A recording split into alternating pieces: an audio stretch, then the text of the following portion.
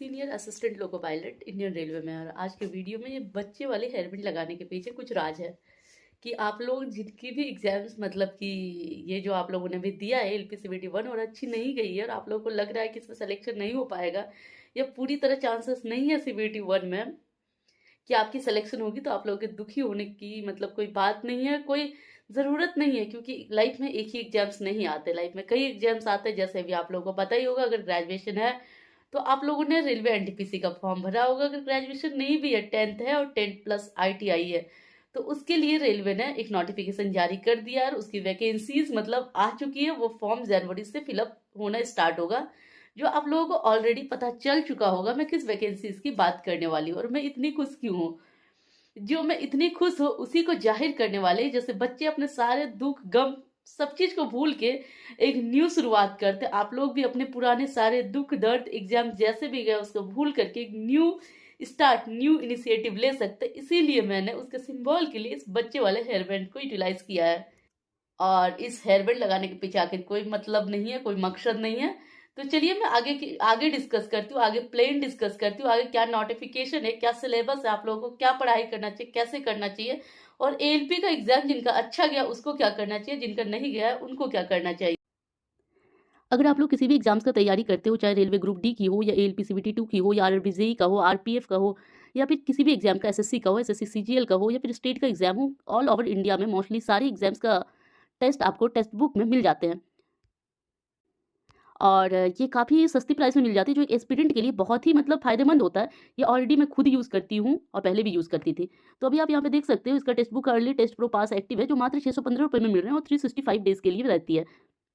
और अगर आपको एक्स्ट्रा डिस्काउंट चाहिए तो आप लोग कूपन कोड जो है यूज़ करना नहीं भूलें, न्यू, जिससे एक्स्ट्रा 12% डिस्काउंट मिल जाएगी और इसकी वैलिडिटी 365 दिन की रहेगी। और इसमें जो होते हैं सबसे ज़्यादा फ़ायदा मुझे लगता है, टेस्ट सीरीज़ तो मिलते ही हैं फुल लेंथ, और एग्जाम्स के प्रीवियस ईयर टेस्ट भी मिल जाते हैं। उसके साथ साथ जो होता है सेक्शनल टेस्ट भी होता है, चैप्टर वाइज टेस्ट भी होता है, और करंट अफेयर्स का भी जो होता है कि आपको सेक्शन वाइज टेस्ट मिल जाता है। जनवरी, फरवरी, मार्च आप जाके देखोगे, आप जाके ऊपर सर्च करना, सर्च बार में करंट अफेयर्स, और आप उसे मॉक लगाना, जिससे आपको मतलब नहीं होता है कि एक प्रॉपर तैयारी हो जाती है। आपको जो सेक्शन वीक है आप उस सेक्शन को स्ट्रॉन्ग कर सकते हो, लास्टली आप फुल मॉक टेस्ट लगा सकते हो। इससे पहले मैं उन लोगों को बोलना चाहती हूँ जिनका ALP का एग्जाम CVT 1 बहुत ही अच्छी गई, जिनको 100% लग रहा है मेरा हो जाएगा, तो उनको सबसे पहले ये नहीं सोचना चाहिए कि आगे मुझे ठीक है मतलब ये बैकअप में NTPC या बैकअप में ग्रुप डी सोच ले। तो उसको सबसे पहले सोचना चाहिए कि जो मेरे एग्जाम्स है सामने ALP CVT 2, उसमें कैसे मैं धूम धड़ाका धमाल मचा दूँ और कैसे मैं सिलेक्शन ले लूँ और कैसे मैं एक जॉब को सिक्योर कर लूँ।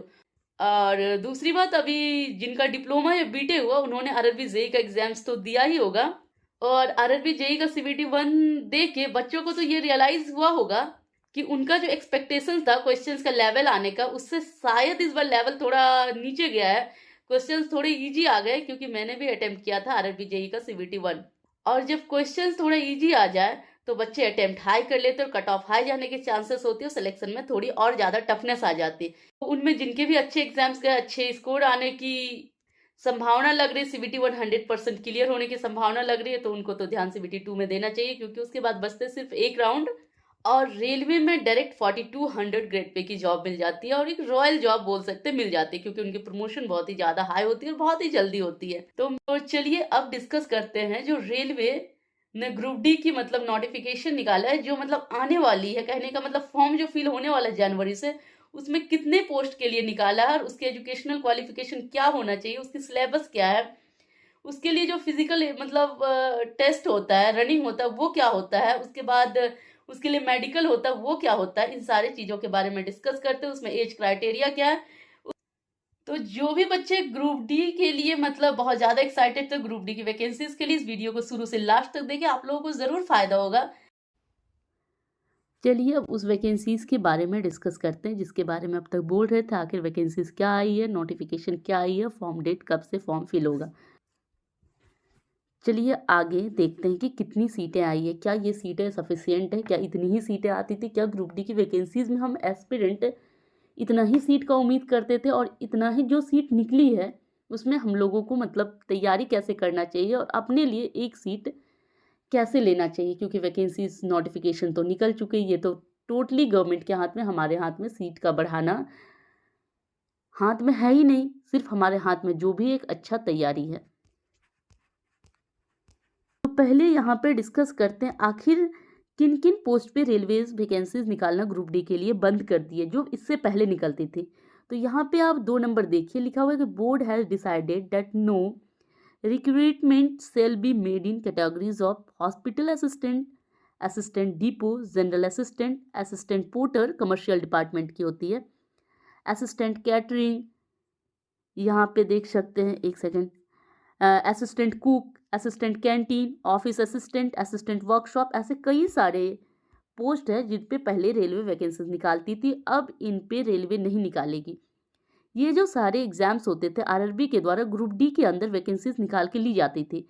कहने का मतलब रेलवे अब इस पोस्ट को या तो प्राइवेटाइजेशन कर दिए या तो संविदा के थ्रू या किसी के थ्रू निकालेगी, लेकिन अब ग्रुप डी के अंदर ये सारे पोस्ट नहीं है। मतलब ये जो भी वैकेंसीज निकलती थी, जो भी पोस्ट पहले आती थी, इतना कम हो चुका है।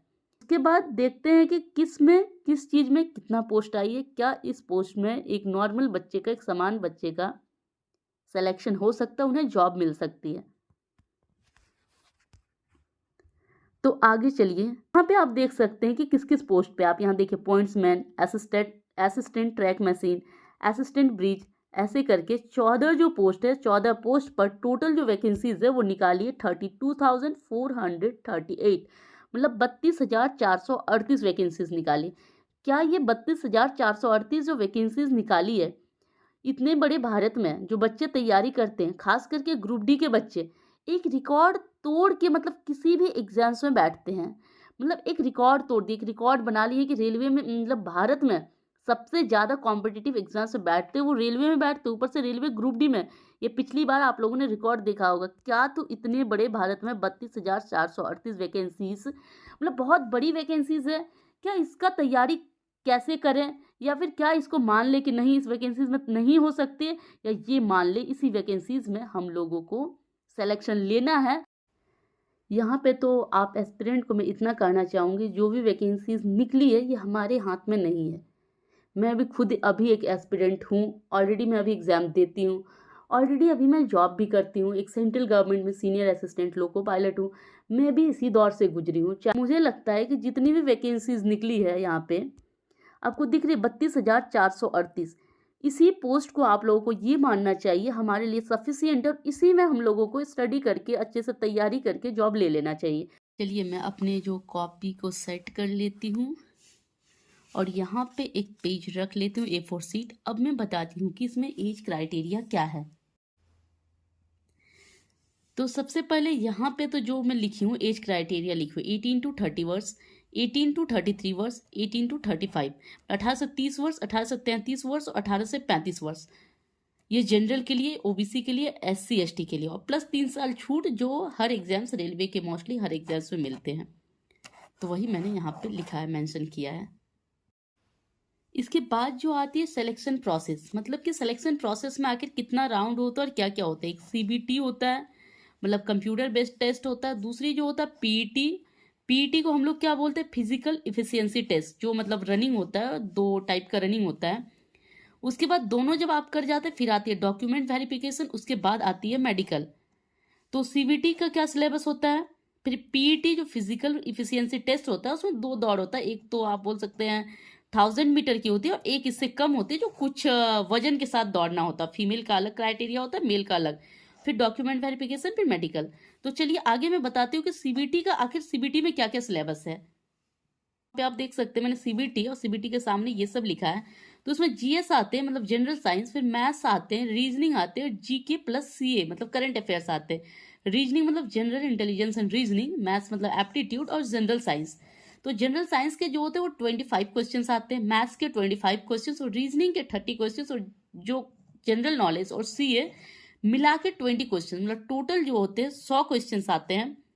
उसके लिए समय जो दिया जाता है 90 मिनट्स दिया जाता है, और 1/3 नेगेटिव। रेलवे के हर एग्जाम में 1/3 नेगेटिव होता है। कहने का मतलब अगर आप 3 क्वेश्चंस रॉन्ग करते हो, मतलब गलत करते हो, तो आपके -1 मार्क्स, मतलब -1 एक नंबर कट जाएंगे। अब बात रही कि हमको हाईएस्ट, इसमें हाईएस्ट स्कोर कैसे करना है। सबसे बड़ी जो बच्चों के पास चुनौती आजकल आती है एग्जाम्स में, कि बच्चे जो मतलब कंपटीशन का लेवल डे बाय डे इतना हाई होते जा रहा है, इतना हाई होते जा रहा है, मतलब जो आप सोच नहीं सकते हैं। जिसमें आप सोच नहीं सकते कि नंबर कैसे स्कोर करें, और टाइम 90 मिनट्स। और क्वेश्चंस आप देख सकते हैं कि अगर आप बात करें यहाँ पे मैथ्स 25 और रीजनिंग 30। चलिए यहाँ पे तो आपको 55 क्वेश्चंस सॉल्व करना है, जिसमें आपको टाइम टेकिंग, और जीएस थोड़ा ये है, इसमें टाइम की थोड़ी कमी बच्चों को नहीं होती है। लेकिन जो बच्चों को डिफिकल्टी लेवल देखने को मिलते हैं ग्रुप डी में, खास करके जनरल साइंस और जीके में, जो 45 मार्क्स से हो जाता है, इसमें मार्क्स स्कोर करना ये मैथ्स और रीजनिंग की तरह आसान नहीं है कि बच्चे यूं ही कर लेंगे। टाइम तो हालांकि ग्रुप डी के एग्जाम से बच्चों के लिए कम नहीं पड़ती है। सबसे बड़ा जो चुनौती होता है वो जीएस और जीके और करंट अफेयर्स की तैयारी में। तो आगे के वीडियो में हम बताएंगे कि आप लोग मैथ्स को कैसे अच्छा करें, रीजनिंग को कैसे अच्छा करें, और इस पेपर में हाई स्कोर कैसे करें, ताकि जो ओवरऑल आपका 100 क्वेश्चन है उसमें आप अच्छा से अच्छा स्कोर करके फाइनल सिलेक्शन लो। नेक्स्ट जो डिस्कस करेंगे, अगर आप सीबीटी कर लेते हो, जो भी मतलब कंप्यूटर बेस्ड टेस्ट उसमें अच्छा स्कोर कर लेते हो, तो उसके बाद आपको क्या क्वालिफाई करने पड़ेंगे, जिसमें थोड़े फिजिकली जो वीक होते हैं वो बच्चे डिस्क्वालीफाई कर जाते हैं। लेकिन इसमें टेंशन लेने की कोई बात नहीं है, क्योंकि एग्जाम्स के बाद काफ़ी टाइम मिल जाते हैं जो आप प्रैक्टिस कर सकते हो। तो जो पीईटी होता है, फिजिकल इफिशियंसी टेस्ट, वो पुरुष के लिए और महिला के लिए थोड़ी डिफरेंसेस होती है। इसमें 2 प्रकार का रनिंग होता है, आप देख सकते हैं। एक है कि 1000 मीटर दौड़ना है 4 मिनट 15 सेकेंड, मतलब 1 किलोमीटर 4 मिनट 15 सेकेंड, जो बहुत ज़्यादा टफ नहीं है। लेकिन जब आप ये राउंड में आते हो, यहाँ पे आपको 100 मीटर और 2 मिनट और 35 केजी वेट, ये पुरुष के लिए आप देख सकते हैं, ये थोड़े बच्चों के लिए टफ हो जाते हैं। दूसरा महिला के लिए देखिए, 1000 मीटर 5 मिनट 40 सेकेंड, ये भी टफ नहीं होते। एक नॉर्मल जो भी है, मतलब सामान्य रूप से स्वस्थ है, उनके लिए ये कोई बड़ी बात नहीं है। अगर 2-4 दिन आप प्रैक्टिस करते हो तो कर लोगे। लेकिन दूसरी जो महिलाओं में सबसे बड़ी प्रॉब्लम आती है, 100 मीटर 2 मिनट में 20 केजी वजन लेके जाना। लेकिन जब आप सारा राउंड क्वालिफाई कर लोगे, सीबीटी जब आप कर लिए, उसमें अच्छा स्कोर कर लिए, तो इसको कुछ प्रैक्टिस से अच्छा किया जा सकता है। इसमें कोई बहुत बड़ी चुनौती की बात नहीं है। तो चलिए, जब आपका ये हो जाएगा, उसके बाद क्या आता है, उसके बाद आता है डॉक्यूमेंट वेरिफिकेशन। और डॉक्यूमेंट वेरिफिकेशन जैसे ही आपकी हो जाती, उसके बाद आपका मेरिट लिस्ट बनेगा, जो फाइनल मेरिट लिस्ट, और उसमें फिर जितने भी पोस्ट है उतने बच्चे का सिलेक्शन हो जाएगा। उसके बाद क्या होगा, कुछ बच्चे को वेटिंग लिस्ट में रख दिया जाता है रेलवे में, जो मोस्टली 1 से 2 साल में क्लियर कर लिए जाते हैं। लेकिन यहाँ बात ये नहीं है कि आप लोगों को वेटिंग लिस्ट में आना है। अगर आप लोगों को तैयारी करनी है तो अभी करनी है, अच्छे से करनी है। अभी बहुत टाइम है, अभी फॉर्म भराने का भी डेट नहीं आई है। फॉर्म फिलअप जो होगा वो जनवरी से आएगा, उसके बाद आपको टाइम ले, काफ़ी समय है। और आप लोगों को मैंने सिलेबस बताया ही, तो अभी से लग जाइए, बहुत ही अच्छी तरह से लग जाइए। और जिनका भी सपना है ग्रुप डी में आने का, रेलवे में आने का, अच्छी तरह से तैयारी करना शुरू कर दीजिए, क्योंकि एक एक नंबर से लोग चूकते हैं। कुछ बच्चे ऐसे होते हैं जो वेटिंग लिस्ट में आ जाते हैं, जो सिर्फ 0.25 और 2 साल 3 साल वेट करते हैं, फिर वेटिंग लिस्ट में आते हैं बाद में क्लियर करके। लेकिन ज़रूरी नहीं कि वेटिंग लिस्ट 100% हमेशा ही क्लियर हो जाए, लेकिन ऑलमोस्ट हो जाती है। वीडियो में मैंने बता दिया कि कंप्लीट क्या आप लोगों की, मतलब कि ग्रुप डी में कितने वैकेंसीज आने वाली है और सिलेबस क्या है, और उसमें जो पीईटी होता है, फिजिकल जो एफिशिएंसी टेस्ट होता है, वो क्या होती है। हाँ, उसमें एक चीज छूट गई कि एजुकेशनल क्वालिफिकेशन, तो उसमें 10th होता है और 10th प्लस ITI। कुछ पोस्ट जो होते हैं 10th बेसिस पे होते हैं और कुछ post 10th plus ITI basis पे होते हैं। तो वीडियो में इतना ही, मिलते हैं नेक्स्ट वीडियो में, तब तक के लिए बाय बाय, टेक केयर। और आगे के वीडियो में मैं डिस्कस करूंगी आप लोगों को कैसे पढ़ना है, क्या स्ट्रेटेजी रखना है और कैसे हाई स्कोर करना है, ना कि पढ़ाई कैसे करना है। पढ़ाई तो सब करते, पढ़ाई तो करोड़ों एस्पिरेंट करते अगर देखा जाए, लेकिन सिलेक्शन कुछ ही लेते। 32,000 जो पोस्ट निकली है, 32,000 समथिंग, उतने ही बच्चे सिलेक्शन लेंगे। तो आप लोगों को उन लोगों में कैसे आना है, आप लोगों को अर्जुन बनना है। अर्जुन जैसे, अर्जुन को जब निशाना लगाने के लिए दिया गया एक पक्षी के आंख पे, तो उन्होंने पूरे पक्षी को नहीं देखा, सिर्फ आंख को एम बनाया, आंख को उद्देश्य बनाया, और सिर्फ आंख उनको दिखा, पूरी पक्षी नहीं दिखी। और अपना मतलब जो तीर चलाया वो सिर्फ डायरेक्ट आंख में चलाई। तो आप लोगों को वैकेंसीज नहीं देखना, कुछ भी नहीं देखना, आप लोगों को सिलेक्शन देखना है, उसका आंख देखना है। तो एक अर्जुन जैसा धुरंधर बनना है आपको। कहने का मतलब आप लोगों को सिलेक्शन लेना है और 100% लेना है। तो चलिए, आज की वीडियो में इतना ही, मिलते हैं नेक्स्ट वीडियो में, तब तक के लिए बाय बाय।